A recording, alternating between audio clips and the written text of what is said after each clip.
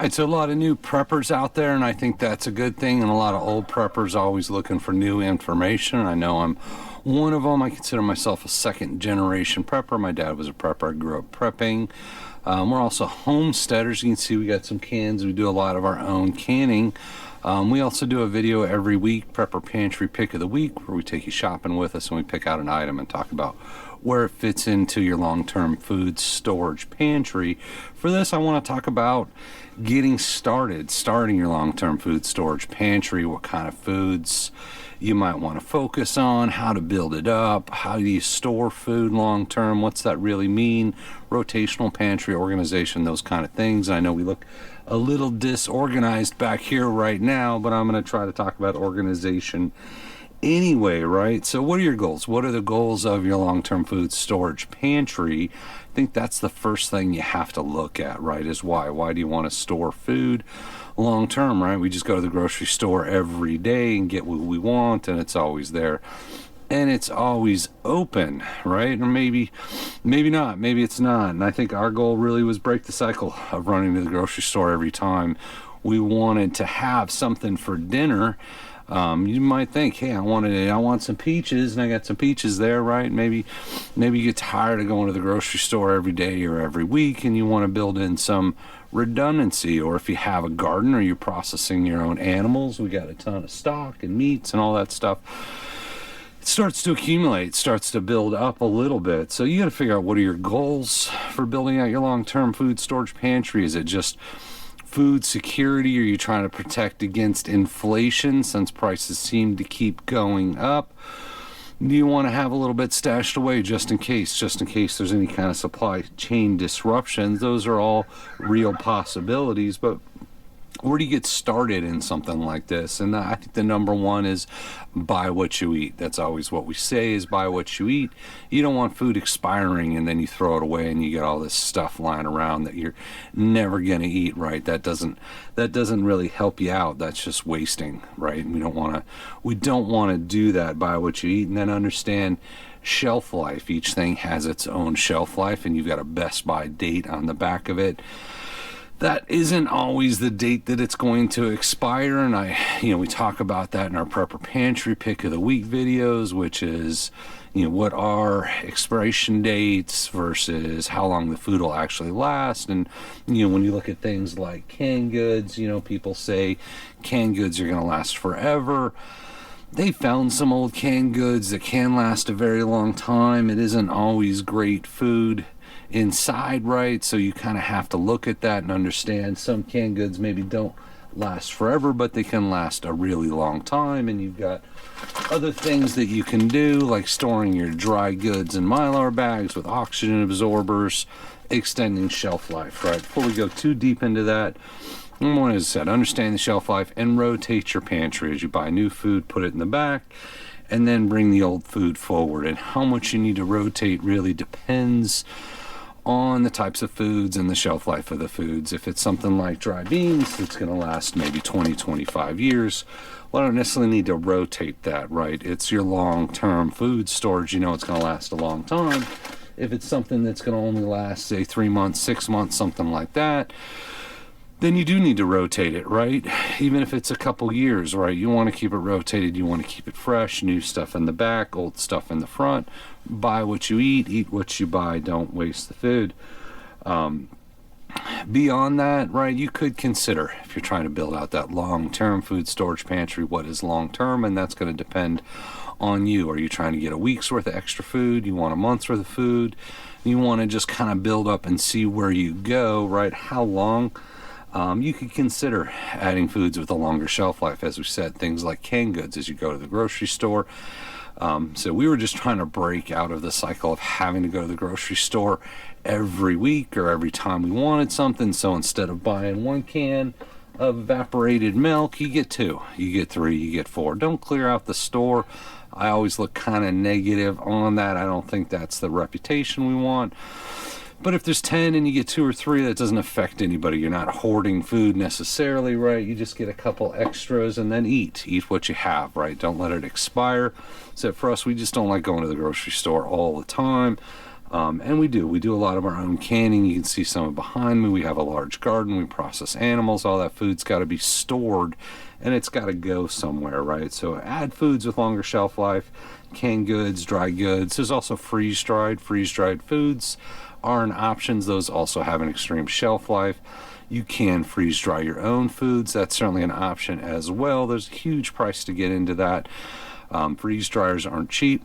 Freeze-dried food's not cheap, right? But there's dehydrating. You can look at dehydrating. You can look at things like canning. All sorts of options there. When they talk about food storage, you always hear about cool, dark, dry place. And why cool, dark, dry place? So first one, cool, heat. The warmer the food is stored out, it breaks down faster. You lose the nutritional value faster. Even dry goods like beans, if they're stored in a hot place, 100 degrees, warm place, the shelf life goes down. So if your intent is to have a long shelf life as possible, you want to look at a cooler place, right? You want to store your foods in a cool place.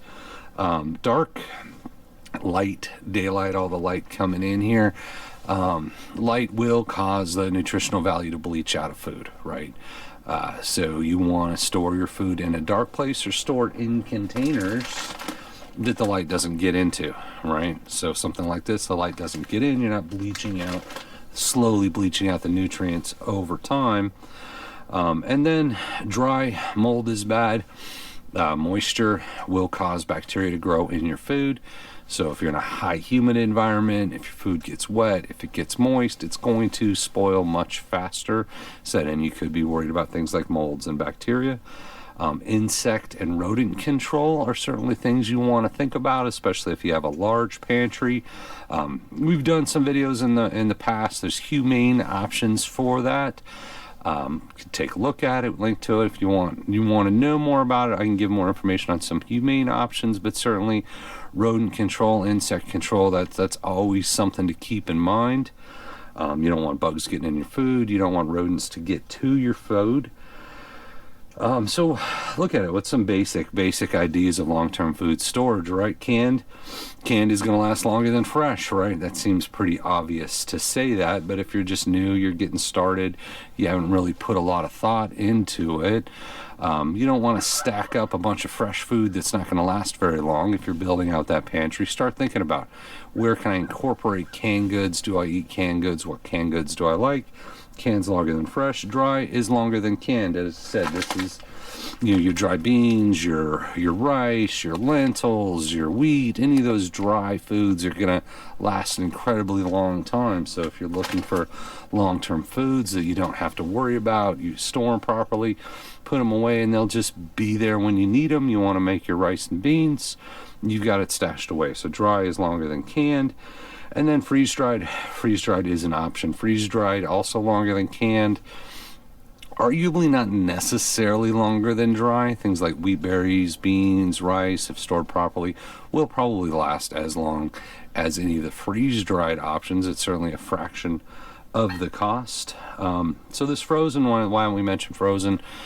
There's advantages and disadvantages on frozen. We got freezers, you put the meat in the freezer, extends the shelf life dramatically, right? Access to a freezer is one of those first world items, right? It does allow you to store your meats and whatnot for a very long time. Generally from a prepper perspective, from a long-term food perspective, we try to shy away from the freezer where we can, simply because if there's a power outage, if there's a grid down, anything like that, mechanical failure, your freezer could just stop working, right? And then what do you do with all the food in there? Whereas canning food is shelf stable, dehydrating is going to be shelf stable, freeze drying is shelf stable. Look at shelf stable. We certainly have freezers. I'm not against freezers and having frozen food, but it has a place and it has its limitations. So, I mean, what do you do, right? How do you get started on the pantry? As I said, look at what you buy. Look at the foods at the grocery store. What do you normally get? You don't have to start out getting a bunch of shelves and stacking food to the roof necessarily. Just get a little bit more. Get a little bit more of what you usually get. That's usually what we do. But be aware of the shelf life. Be aware of rotation. And at some point you can kind of take it, what's that next level there? If you have a garden, well, you're going to start harvesting food from your gardening. Next thing you know, you're canning, right? You're starting to can your foods. So harvesting from your garden, canning your own foods. Livestock, if you have livestock, whether it's chickens or other types of animals, you might be harvesting your own meat, raising your own meat, your own eggs, and then how do you store and preserve those? So there's that kind of first step, right? There's that gateway step of getting that extra can of beanie weenies, right? And then it kind of builds from there. Next thing you know, you're a little more food independent. So our big thing is just not having to go to the grocery store all the time, growing our own garden and just having that food. But we rotate the pantry. We rarely ever throw anything away. We got pigs, we got chickens, we got turkeys.